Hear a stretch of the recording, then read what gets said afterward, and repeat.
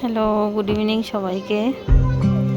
তো এই ভিডিওটা ছিল গতকালকে অনেকটাই ব্যস্ত ছিলাম, তাই ভিডিওটা আপনাদের সঙ্গে শেয়ার করতে পারিনি, তাই এখন শেয়ার করছি। বাড়ি ফিরেই আমি অনেকগুলো কাজ করেছি। এই ছাতু বানানোতে বসলাম। মাঝে মাঝে ছাতু বানাই, মা আঁখি ওদের টিফিনে ছাতু প্রায়শই ওরা খেতে ভালোবাসে, তাই আমাকে প্রায় সময় ছাতু বানিয়ে রাখতে হয়। এখানে কিছুটা খালি ছাতু বানিয়েছি, আর এখানে মা আর পিসি মিলে মাছি ধরেছে। আজকে ভোলাপুরাতে মাছি দিতে লাগে। এই যে মা মাছি ধরেছে, মাছি দেখাচ্ছে। একদিকে ভাত বসিয়েছে, রান্না করে ভাত দিয়ে এলাম, এর পাশে আবার চলে আসলাম এখানে। এই যে ছাতু, অনেকগুলো ছাতু করেছি, একটু করে দিচ্ছে না। তার মাঝে আবার কারেন্টও চলে যায়, বারবার কারেন্ট আসে যায়, এগুলি করছি কন্টিনিউয়াসলি। এবার চিনিও গুঁড়ো করলাম একসঙ্গে। এই যে মাকে দিয়ে দিলাম মা ছাতুটাতে চিনি বাদাম কিছুই দিইনি। মা সুগার আছে, এসব খায় না মা। এর মধ্যে কারেন্ট চলে গেছে, তাই সকালে টিফিনের জন্য ডাব্বাতে বিস্কিট ভরেও রাখলাম।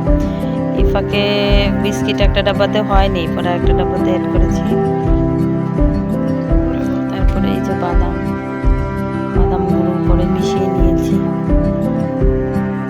সারাদিনের কাজ বলতে আমার অনেকগুলো কাজই ছিল কালকে। তারপর পিঠেও বানালাম সন্ধ্যার দিকে পিঠে বানালাম। মালপোয়া আমার খেতে ভীষণ ভালো লাগে। আর এইদিকে করলাম চিতল পিঠে। এই যে অ্যাকচুয়ালি মেইন পিঠা এটাই গতকালকে।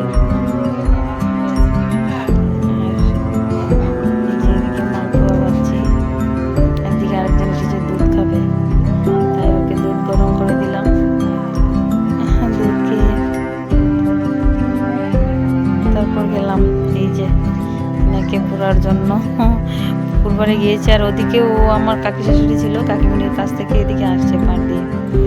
তখন কিন্তু প্রায় একটু অন্ধকারই হয়ে গিয়েছিল। মোবাইলে একটু ফর্সাই দেখা যাচ্ছে, ভালোই ফর্সা দেখা যাচ্ছে। তো চলে এসেছে, ও আগুন দেবে বলে দৌড়ে আসছে, আর রাগ করছে আমার সঙ্গে, কাকা কেন আগুন দিচ্ছে। তো বিশেষত ছেলেরাই আগুন দেয় ভোলাতে। আর এই যে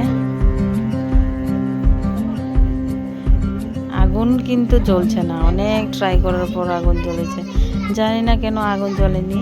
আর ও প্রথমে নিচের দিকে আগুন দিয়েছে, আসলে মুখে আগুন দিতে হয় খোলাটার। তারপর আমি আগুন ধরানোর চেষ্টা করছিলাম, এদিকে আমার ক্যামেরাটা ক্ষেতের দিকে ঘোরানো ছিল, তাই ধান ক্ষেত আছে সাইডে, ধান ক্ষেতটা দেখা যাচ্ছে। ভিডিওটা কাটিনি, এখানে দেখাই যাচ্ছে ধান ক্ষেত, ভালোই লাগছে।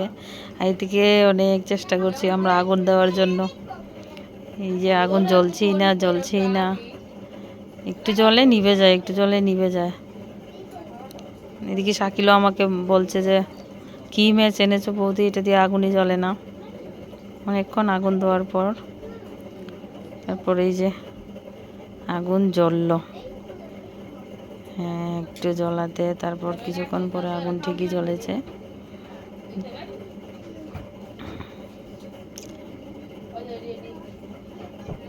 ভোলা পরে আরেকটা কাজ করেছি, ভিডিওতে আসবে, পিছনে দেখতে পারবেন।